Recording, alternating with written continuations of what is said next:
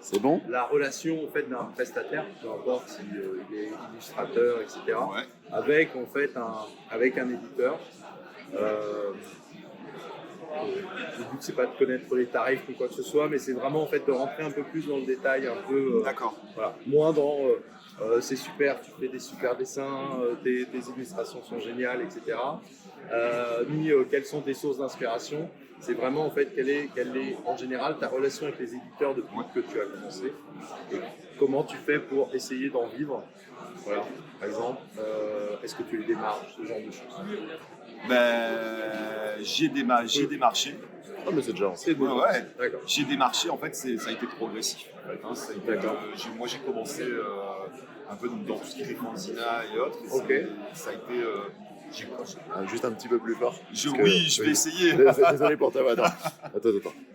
On peut faire mieux que ça. Je peux m'approcher un petit peu plus. Ouais. N'y voit rien de paparazzi, mais ça sera mieux. Ouais, voilà, c'est ça. Comme ça, En fait, au début, ça a été. J'ai rencontré en tant que fan dans les webzines, tout ça, des éditeurs sur des conventions, des discussions, et comme ça, j'ai commencé à bosser sur des petits projets. Okay. Après, j'ai démarché. Et petit à petit, en fait, au fil des années, des affinités avec certains éditeurs. On tombe aussi sur des éditeurs qui abusent. Voilà, donc les mauvaises expériences. On apprend, voilà. C'est formateur. Okay. Et en fait, après, c'est en fonction des affinités et autres. Et moi, maintenant, à l'heure actuelle, je démarche plus du tout. D'accord. C'est directement soit j'ai des éditeurs avec qui j'ai déjà des relations de confiance, okay. Et qui travaillent pour moi en régulier, voire en flux tendu. Puis la relation de confiance en fait s'est installée entre les deux. Soit on me contacte directement en fait régulièrement. D'accord. C'est principalement, enfin t'as un site web, tu as. En fait, moi j'ai mon site, par différents réseaux. Alors ça peut être, maintenant ça contacte, c'est plus aussi formel qu'avant avec le mail obligatoire ou autre. Moi on me contacte sur, moi j'ai différents réseaux sociaux directement en message privé. Ou alors il y a le mail, le formulaire de contact, il passe par mon site et il me demande. D'accord. Donc il y a véritablement en fait une bascule à un moment donné où tu démarchais. Ouais, voilà, c'est ça, c'est ça. Si on remonte un peu, tu as commencé cette démarche vers quelle période? Celle de démarcher. Ouais, c'est celle où tu as commencé à travailler sur des usines, où tu as eu tes premiers cachets. Mes premiers cachets, c'est le premier jeu que j'avais travaillé, qui a été édité. Alors je travaillais sur un autre jeu, c'était Les Ombres d'Esteren à l'époque. Mais le premier sur lequel j'ai travaillé, qui a été édité, c'était Antéas, l'archipel des brumes. Okay. Et c'était avec les éditions Icar à l'époque. Okay, donc c'est ce qui m'a fait mettre le pied. On est sur du 2005-2010. C'était il est sorti en 2008. Voilà, c'est ça. Okay. Donc il était sorti en 2008. Moi j'avais créé ma structure en 2007, justement pour pouvoir travailler, facturer, etc. Et voilà, ça a été mon premier pied à l'étrier en fait. Par le bouche à oreille, ça a été, on se connaissait soit sur les réseaux, enfin les forums à l'époque, c'était beaucoup plus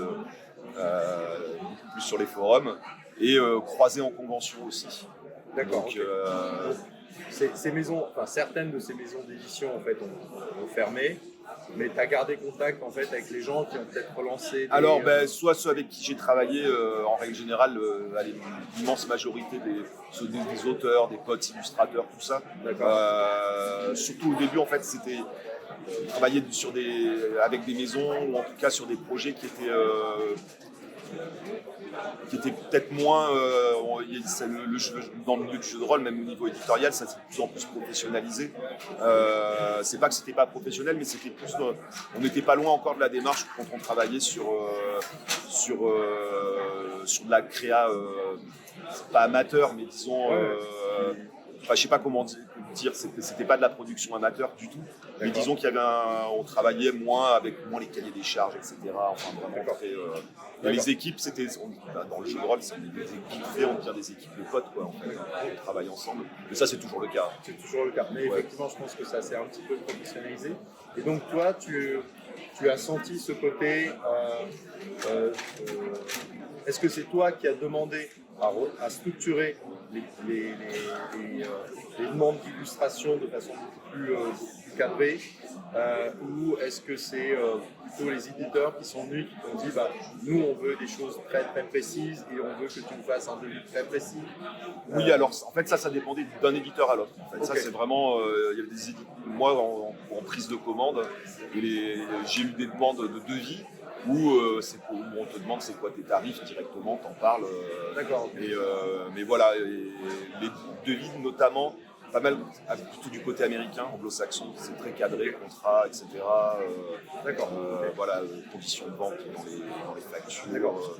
J'ai souvent des cahiers des charges complets, c'est-à-dire je reçois des commandes où on te demande vraiment même avec l'illustration. des Ouais, détails ça peut arriver. Par exemple, sur RunQuest, j'ai travaillé avec Jeff Richard et il m'envoyait directement avec les inspi pour tel bâtiment ou un truc comme ça. Lui, c'est les inspi qui ont servi à l'élaboration. Donc, c'était vraiment des commandes très précises avec une liberté d'interprétation. Mais disons que tu avais déjà toute la matière. Tu n'avais pas forcément besoin d'aller faire des recherches, toi, de ton côté ou autre. Donc la commande, elle était vraiment très précise et documentée. Et après, il y a des trucs, je voudrais une maison. Voilà, ok, dans un style. ouais, c'est arrivé. Ou fais ce que tu veux. Et ça, c'est le piège, en fait. Le fais ce que tu veux, c'est le meilleur moyen, en fait, enfin, à moins que l'éditeur assume le fais ce que tu veux, c'est le meilleur moyen pour faire des reprises et des reprises. Finalement, c'est pas ce que j'attendais ou autre. Est-ce que tu as des difficultés, alors que ce soit, tu as un petit pied ou un grand pied, je ne sais pas, de l'autre côté de l'Atlantique, en Europe, tu as un marché en fait plutôt international pour toi. Ouais. Et justement, comment tu arrives à gérer en fait ces petits éditeurs, les grands éditeurs? Est-ce que c'est compliqué pour toi en fait d'avoir une démarche avec Chaosium qui est plutôt costaud et potentiellement tu fais un truc pour un pote qui va lancer un petit en général quand je fais un truc pour un pote en termes de formalisation c'est beaucoup plus cool quoi. Voilà. Et je vais le faire quand j'ai le temps de pouvoir le faire. Mais ça va être pour un ami ou pour un pote, c'est pas la même. On va pas mettre la même. En général, on me laisse très libre. D'accord. Voilà. Mais enfin, je dis ça, mais en fait, finalement, la majorité des éditeurs avec qui je travaille, c'est des potes maintenant. En fait. D'accord. Voilà, c'est des amis, des gens. Bien créé, travailler dans un bon environnement, ça n'a pas toujours été le cas. Mais là maintenant, au fur et à mesure des années, tu as réussi à. Travailler, travailler dans un environnement safe, quoi. C'est utile, c'est bien, c'est nécessaire. Alors, que ce soit aux États-Unis ou en France, quand tu as en fait un travail pro à réaliser, est-ce que tu as réussi à évaluer, à faire des stats analytiques sur, au final, par rapport au devis que j'ai donné, par rapport au contrat que j'ai, les allers-retours, est-ce que tu as été perdant? Est-ce que tu as le droit de faire des avenants? Ou est-ce que tu te donnes le droit de faire des avenants? Oui. En fait, après, si je me suis engagé, qu'il y avait un budget précis, qu'il y avait un cahier des charges, après, il y a aussi, si faut que j'évite de trop me bourrer, moi. C'est à moi aussi d'évaluer mon temps de travail ou autre. C'est de ta responsabilité. Après, si j'ai envie de faire plus, ça me regarde. D'accord. Mais en règle générale, j'essaye d'évaluer quand même le temps de travail. D'accord. Moi, c'est comme ça que je fonctionne. Mais ça m'est arrivé d'avoir sous-évalué. Et forcément. Là, par exemple, dans les 7 dernières années, parce que tu étais monté, je présume, en compétences, en connaissances, tu as eu des marchés américains, etc. À partir de 2013, je me suis mis à plein temps en fait. D'accord. Et ça explose. Enfin, je travaillais tout ça, mais moi, en termes de carnet de commandes, etc., ça a explosé à partir de 2015-2016 en fait. D'accord. J'ai commencé à travailler avec les États-Unis, avec Chaosium notamment. Je travaillais aussi avec AEG. Je travaille beaucoup avec Chaosium. D'accord. Et après j'ai rencontré Mathieu notamment aussi, d'Arcane Asylum, avec qui vraiment je travaille beaucoup. D'accord. Et moi je suis après à partir de ce moment-là j'étais vraiment sous-tendu très vite, En fait, petit à petit. Tu as acquis en fait depuis 2013, tu as dû te prendre des murs, je présume. Oui, pas tant que ça de mur, c'est surtout arriver à ce que tu en vives en fait, tu dégages. À partir de 2013, on me demandait des jeux, sur plusieurs mois. mois. Oui, c'est ça. Okay. Et je travaillais, on venait me voir pour de notre travail, tout ça. Après, il y a aussi le temps d'apprendre à facturer aussi. Ouais, c'est-à-dire qu'on est à côté. Le milieu s'est professionnalisé aussi en termes de finances en fait. C'est-à-dire que le crowdfunding, ça a vachement aidé. Mais oui, en fait, il y a les éditeurs, il y a plus d'argent dans le jeu de rôle. Ouais. Et tu peux de ton côté. Et en fait, ta partie compta, administration, tu t'apprends au fil des années à te réévaluer toi en fait en termes de finances. Tu peux plus facturer comme 5 ans avant. Tu as pris 5 ans de. Au bout d'un moment, il faut que tu en vives en fait. Ouais, et voilà. Et donc tu apprends aussi un peu sur le tas. Tu regardes ce que font les collègues, illustrateurs et autres. Et ça fait partie des compétences aussi que tu acquiers. Alors comment te situerais-tu sans donner de chiffres par rapport au marché peut-être américain? Tu vois, est-ce que Chaosium, quand tu leur as donné tes tarifs, est-ce qu'ils ont dit est-ce qu'ils ont essayé de négocier ou est-ce que Non, on est, en fait, il n'y a pas de difficulté, il n'y a pas de problème pour parler tarifs, que ce soit avec Chaosium. D'accord. Enfin, ça fait partie du boulot, quoi. D'accord. Après, c'est plus ceux qui vont me demander, qui vont me dire voilà, par exemple, ça dépend, on a tel budget, ou voilà, je veux ça, c'est quoi le budget, on peut pas, et voilà, et c'est comme ça. D'accord, et après, en fait, les peut sabrer des choses par rapport à tes retours. En fait, en règle générale, j'essaye d'éviter. Quand je fais un devis, c'est parce que faut que je bouffe, machin. C'est un devis, après on peut discuter, mais à l'heure actuelle, on ne discute pas particulièrement des tarifs. Ils sont à la fois raisonnables, mais ils ne sont pas. C'est des tarifs normaux. Pas forcément pour le jeu de rôle, c'est des tarifs normaux d'illustrateurs pour travailler. En vivre, c'est ton métier. Que ce soit le jeu de rôle, que ce soit les jeux de société. Ouais, voilà. Je réfléchis plus maintenant en termes de société X ou Y. Là, maintenant, j'ai la chance de bosser avec qui je veux, sur les projets que je veux, tout ça. Donc, c'est un luxe, quoi. C'est cool. Que ce soit du jeu de rôle, ou que ce soit de la littérature, que ce soit. C'est mes tarifs, voilà. D'accord. Et alors, à côté de l'espace ludique, est-ce que tu as une clientèle qui vient te voir, des institutionnels, des... Ouais, c'est arrivé, j'ai travaillé avec des mairies. D'accord. Forcément, les meilleures expériences pour des festivals ou des trucs comme ça, en fait. Mais souvent, ça dépend de la structure institutionnelle. Ceux qui ont l'habitude de travailler avec des illustrateurs, de faire intervenir des illustrateurs, des artistes, ça se passe très bien en règle générale. Il y a ceux qu'en fait ils ne connaissent pas le métier, ils voient une affiche, ils t'appellent parce que soit tu es du coin, tu es connu dans le milieu, etc.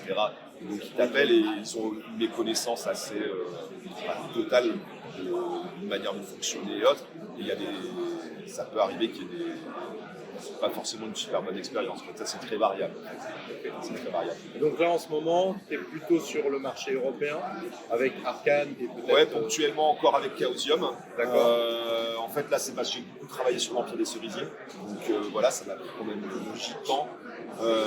Je travaille beaucoup avec Arcane Asylum pour des questions d'affinité, de projet. J'ai mon bébé qui est faut le faire grandir et de relations, de bonne entente, amitié et autres. Donc je suis bien, quoi, en fait. D'accord. Est-ce que tu as travaillé avec des éditeurs allemands, suédois, italiens, espagnols? Il la paye, il a un dessin à faire. Mais en pleine interview. En pleine interview. Bah alors Guillaume. J'aime ce côté chaotique. Non mais c'est très bien, alors, on est en salon, c'est normal.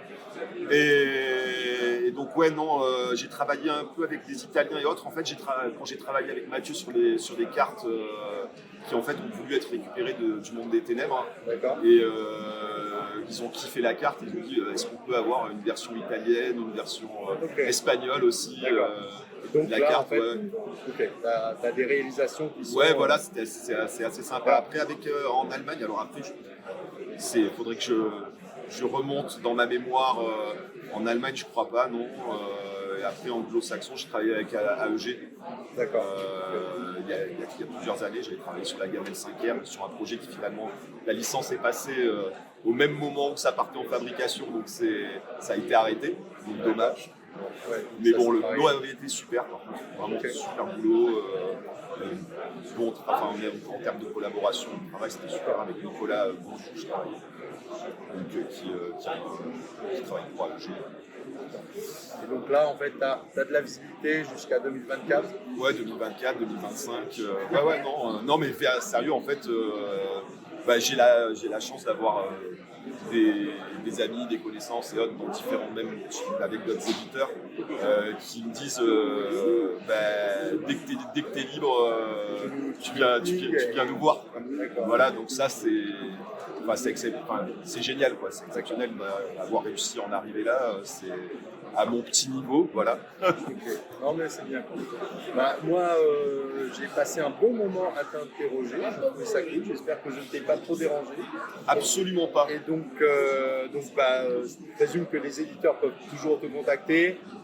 Tu n'auras peut-être pas à l'heure actuelle, techniquement, je ne prends plus de commandes, mais on peut toujours me contacter, en parler et une discussion, un verre. C'est ça. Totalement ouvert, avec plaisir, carrément. Et accessible. Tout à fait. Ah oui, carrément, tout à fait. Ok. Et merci beaucoup. Merci à toi. Salut.